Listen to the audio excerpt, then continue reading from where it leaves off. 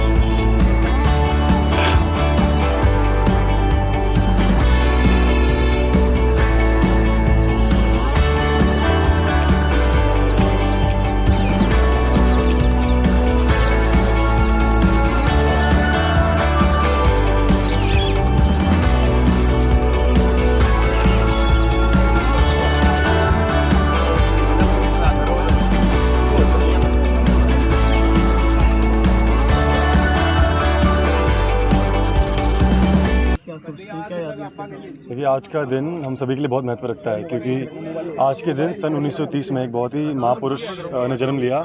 एक ऐसे इंसान ने जिन्होंने अपने जीवन काल में हरियाणा प्रदेश की तकदीर और तस्वीर दोनों को बदलने का काम किया।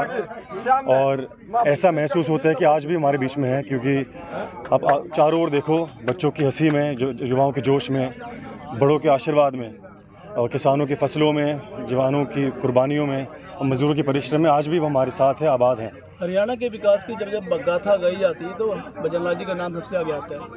तो विकास पुरुष के रूप में जो उन्होंने काम किया, आप तीसरी पीढ़ी के हैं, तो आप क्या क्या सपने अपनी आंखों में सजे हुए हैं? बिल्कुल, मेरे लिए बहुत ही फक्र और गौरव की बात है कि मेरी रगों में चौधरी भजनलाल जी का खून दौड़ता है। हम सभी, सिर्फ मेरे लिए नहीं बल्कि आज हरियाणा प्रदेश के एक एक नौजवान के लिए चौधरी भजनलाल जी प्रेरणा स्रोत है। और मैं परमात्मा से आज के दिन प्रार्थना करता हूं कि वो मुझे शक्ति प्रदान करें कि मैं उन्हीं के दिखाए हुए सिद्धांतों पर चल सकूं, उन्हीं के दिखाए गए आदर्शों पर चल सकूं। आप युवा हैं, सुशिक्षित हैं, टेक्नोलॉजी से परिचित हैं। हरियाणा में विकास की गति को तीव्र गति देने के लिए आप जैसे युवाओं की आवश्यकता है, तो आपको क्या लगता है, विश्वास दिलाना आसान होगा? उम्मीद तो यही है। और मैं अपने नौजवान साथियों को ये कहता हूँ कि जो भी मेरा अनुभव रहा है, शिक्षा रही है मेरी, चाहे हिंदुस्तान में रही हो या विदेश में रही हो, मैं पूर्ण रूप से प्रयास करूँगा कि उसका लाभ उनको मिल सके। महिलाओं की सुरक्षा को लेकर क्या कहना चाहेंगे? जी, बहुत ज़रूरी है। मैं समझता हूँ कि चौधरी भजनलाल जी की सोच थी उस समय में कि वो महिला सशक्तिकरण की ओर, महिला उत्थान की ओर काम कर सके। और जैसे मैंने कहा कि मैं भी उन्हीं की पदचिन्हों पर चलते हुए मैंने एक संस्था भी बनाई थी कुछ सालों पहले, भजन ग्लोबल इम्पैक्ट फाउंडेशन के नाम से। तो उसके माध्यम से मैं ऑलरेडी काफ़ी काम कर रहा हूँ, आगे भी करूँगा। अपने आप को तैयार मानते हैं? चौधरी भजनलाल जी की क्या याद है आपके साथ में जुड़ी हुई? मेरे सभी कुछ चौधरी भजनलाल जी का जुड़ा हुआ है और मैं समझता हूँ कि चाहे वो व्यक्तिगत रूप से हमारे बीच में नहीं है, लेकिन उनका आशीर्वाद हमारे साथ आज भी है। हरियाणा के विकास की गाथा की बातें होती हैं तो भजनलाल जी का नाम सबसे आगे आता है। आप उन्हीं बच्चों पर चलते हुए अभी तक अपने काम कराते आ रहे हैं। देखिए, चौधरी भजनलाल जी ने जो काम किया वो तो विरले ही कोई कर सकते हैं। उन्होंने तो हर समाज का, हर वर्ग का, हर इलाके का निस्वार्थ भावना से, बगैर किसी भेदभाव के काम किया। और मेरा प्रयास है कि जितना मैं काम कर सकूं उनके अंश भी बन पाऊँ, बहुत बड़ी बात है। और मैं, अगर आप आदमपुर में खड़े आदमपुर की बात करें तो पिछले 2.5 साल में 325 करोड़ की योजनाएं मैं यहाँ लागू करवा चुका हूँ और 530 करोड़ रुपए की योजनाएं पाइपलाइन में हैं। तीसरी पीढ़ी के रूप में भव्य तैयार हो चुके हैं और अपनी सेवा के लिए वो आ भी चुके हैं। तो ऐसे में जो प्रदेश की जनता है, आदमपुर की जनता है, उनको क्या विश्वास दिलाना चाहते हैं आप? देखिए, मैं समझता हूं कि अगर बीजेपी इनको आशीर्वाद देकर टिकट देती है तो ये आदमपुर हल्के के लिए सौभाग्य होगा, क्योंकि ये तो चौधरी भजनलाल जी के अंश लोग इनमें देखते हैं। उन्हीं प्रकार की चुंबकीय शक्ति, उन्हीं प्रकार की लोगों के नाम याद रखने की क्षमता, उन्हीं प्रकार दिन रात ना थकने वाला उनका जुनून देखने को मिलता है। और सबसे बड़ी बात यह है कि हिंदुस्तान के इतिहास में सबसे शिक्षित राजनेता भव्य होंगे। स्कूल में इन्होंने पूरी कंट्री में टॉप किया, 12th में टॉप किया, कॉलेज में लंदन के अंदर टॉप किया, फिर ऑक्सफोर्ड यूनिवर्सिटी के अंदर ब्लू ब्लेजर होल्डर रहे, अभी हार्वर्ड यूनिवर्सिटी में पढ़ के आए हैं। इतना बड़ा शिक्षा वाला लड़का, मैं समझता हूँ नौजवानों को तो खास तौर पर भव्य का साथ देना चाहिए। एक सवाल जो मुख्य रूप से पूरे देश में पूछा जा रहा है, महिलाओं की सुरक्षा को लेकर आप क्या सोचते हैं? देखिए, महिला की सुरक्षा हमारी प्राथमिकता होनी चाहिए और माननीय नरेंद्र मोदी जी की सरकार में मैं समझता हूँ महिलाओं की सुरक्षा कहीं बेहतर हुई है पुरानी सरकारों में। बहुत बहुत धन्यवाद।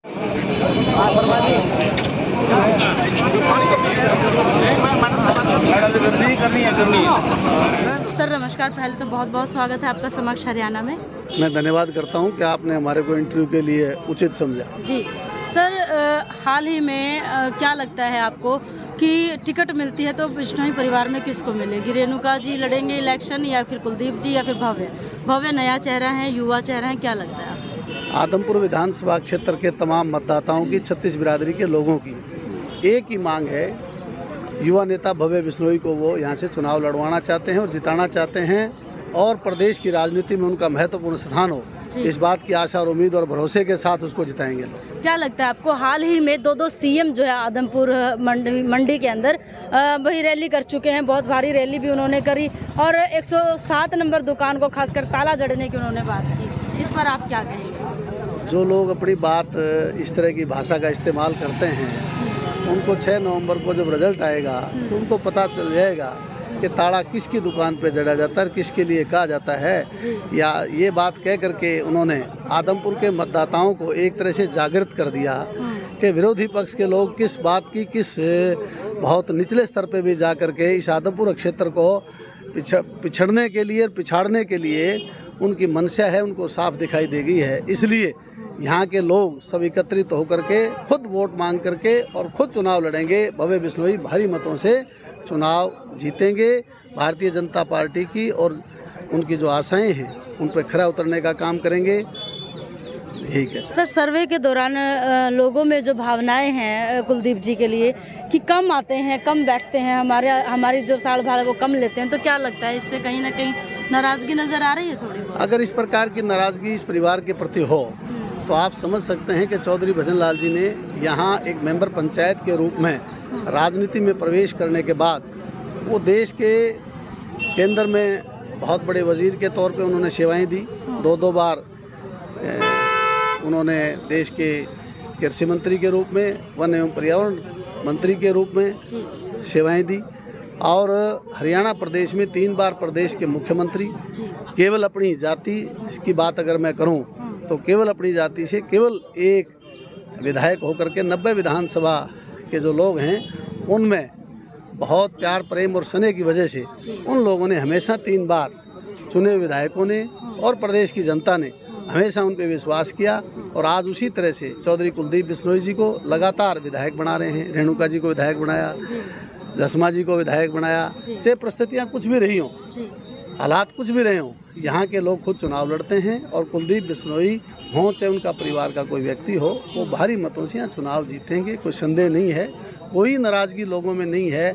लगातार उनका परिवार लोगों में रहता है और अपने आप को यहाँ के लोग चौधरी भजन लाल का परिवार समझते हैं। आपसे जानना चाहेंगे कि देखिए अपना जो आदमपुर विधानसभा है इसमें कितनी पार्टी आती हैं? सभी को एक बात कही जाती है कि आओ चूरमा जिमो, हलवा जिमो, पण वोट कोई ना दाने। इस बात के पीछे क्या राज है? कि आदमपुर और भजन लाल जी आपस में एक दूसरे का उलट पुलट है, दोनों को जरूरत है। चौधरी भजन लाल जी की वजह से आदमपुर ये जो विधानसभा क्षेत्र है ये विश्व में प्रसिद्ध है। चौधरी भजन लाल जी ने ग्रामीण से लेकर नीचे स्तर से लेकर हाई लेवल तक की राजनीति की है। उनका एक बहुत बड़ा नाम है, बहुत बड़ा रुतबा है। आज उसी की वजह से 36 बिरादरी में कुलदीप बिश्नोई जी लोकप्रिय हैं क्योंकि भजन लाल जी के बेटे हैं और इन्होंने उन्हीं के चिन्हों पे चलते हुए काम किया है। और जो बाहर के लोग आके यहाँ पे राजनीति करते हैं, मैं उनसे कहना चाहता हूँ वो कलई हल्के की राजनीति कर लें। जो परिवार 2005 से पहले कभी चुनाव एमएलए का नहीं जीता अपने गढ़ से, वो आज यहाँ के राजनीति करता है। जरा उनको वहाँ की सोचनी चाहिए। क्या लगता है भव्य एक युवा है, अभी राजनीति में अगर टिकट मिलती है तो भव्य का नाम सामने आ रहा है, तो पुराने प्रतिद्वंदी जो है मैदान में कूदेंगे, बड़े एक्सपीरियंस है, बड़ा अनुभव है उनके पास, तो क्या लगता है ऐसे में जो भव्य है वो टक्कर दे पाएगा इन्हें? मुझे ये लगता है कि भव्य के सामने कोई इलेक्शन लड़ना ही नहीं चाहता। हर कोई बचना चाहता है कि मेरी जात बच जाए। मेरा कद इतना बड़ा है, मैं पूर्व मंत्री रह चुका हूँ और आज मुझे धकेला जा रहा है एक छोटे बच्चे के नीचे। मेरा कद तो वैसे ही 0 हो जाएगा। वो चुनाव ही नहीं लड़ना चाहते। बाकी पार्टी दबाव देगी तो उनकी मजबूरी है, क्योंकि आगे उन्होंने भी अपने बच्चों की राजनीति करनी है। आज भागेंगे तो उनके बच्चे कहाँ से आएंगे। तो फिलहाल देखा आपने, फिलहाल यहाँ पर आज हम बता दें आपको, चौधरी भजनलाल जी की का जन्म दिवस था, जयंती थी। सभी यहाँ मौजूद थे आदमपुर हलके से और सभी ने जो है अपने भाव जो है यहाँ प्रकट किए, उनको श्रद्धांजलि दी। और पूरा जो है कुलदीप बिश्नोई का पूरा परिवार, भजनलाल जी का पूरा परिवार यहाँ मौजूद था।